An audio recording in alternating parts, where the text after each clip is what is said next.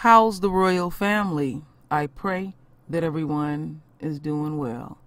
Well, my royal family, they have set a court date. And if I'm correct, sometime in August. And don't be surprised that they will ask for a change of venue and all of that. They're going to use every stall tactic they can use. So my royal family, I have a few videos to play. They're kind of short, but they're powerful. So let's see what's really going on. Police officer Amber Geiger makes another appearance in court. Her attorneys met to discuss the case ahead of the upcoming murder trial. Our CBS 11's Jennifer Lindgren is live at the Dallas County Courthouse with details on what this meeting's all about. Jen. Well, Russ, this is what was called an announcement setting. It's really just a formal meeting between attorneys on both sides of this case to discuss details ahead of a trial. Amber Geiger had to be here. She left just moments ago, but what they discussed was actually talked about behind closed doors. Geiger arrived with her attorneys ahead of this morning's 9 a.m. meeting. She is charged with murder and was fired from her job with the Dallas Police Department last fall. There is a gag order in place, so Geiger and the attorneys are not allowed to publicly discuss it.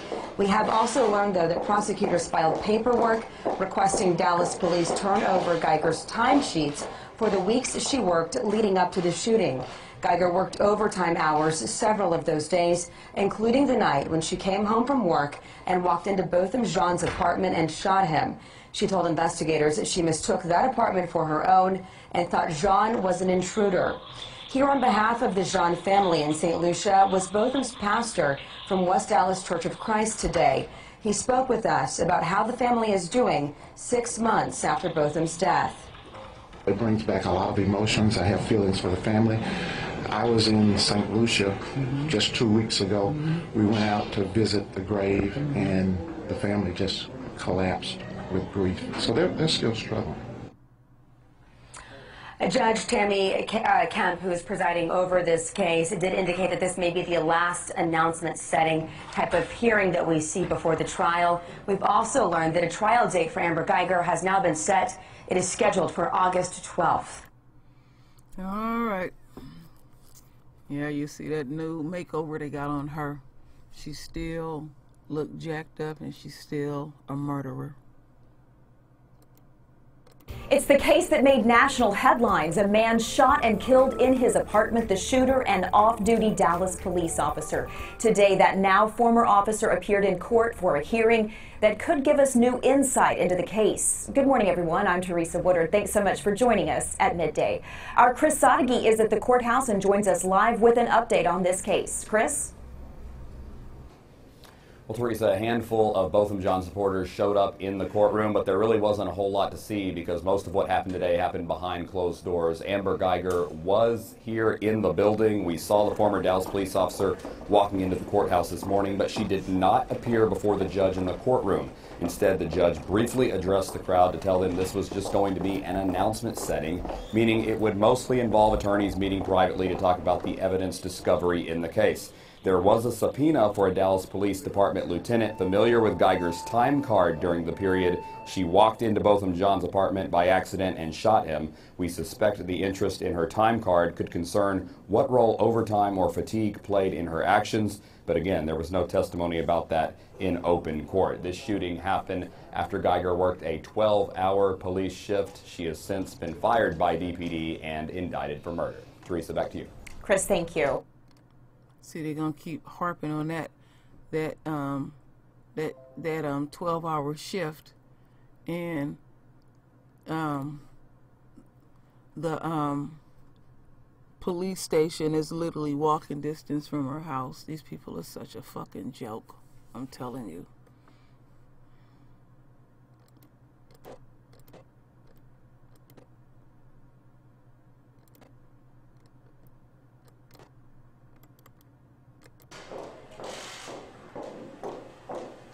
When I see her, I don't know, it brings back a lot of emotions. I have feelings for the family. I was in St. Lucia just 2 weeks ago. We went out to visit the grave, and the family just collapsed with grief. So they're still struggling. And y'all had you were doing something in St. Lucia. What we were doing there, we were launching the Botham John Foundation, which is it's a nonprofit organization that has been established in Botham's name.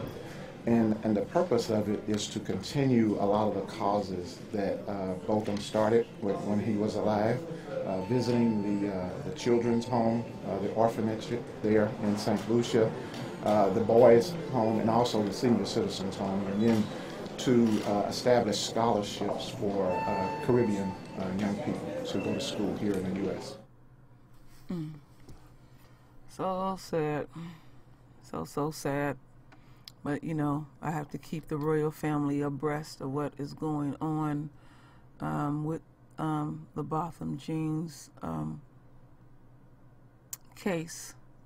And like I said, don't be surprised that they will request a change of venue and stuff. She has 3 shrewd lawyers, and they're the top brass for the police, even though she's not a part of the force, and she's getting treatment like she's still a pig. Go figure. So there's nothing more else I can report on that, my royal family. I'll just keep y'all abreast.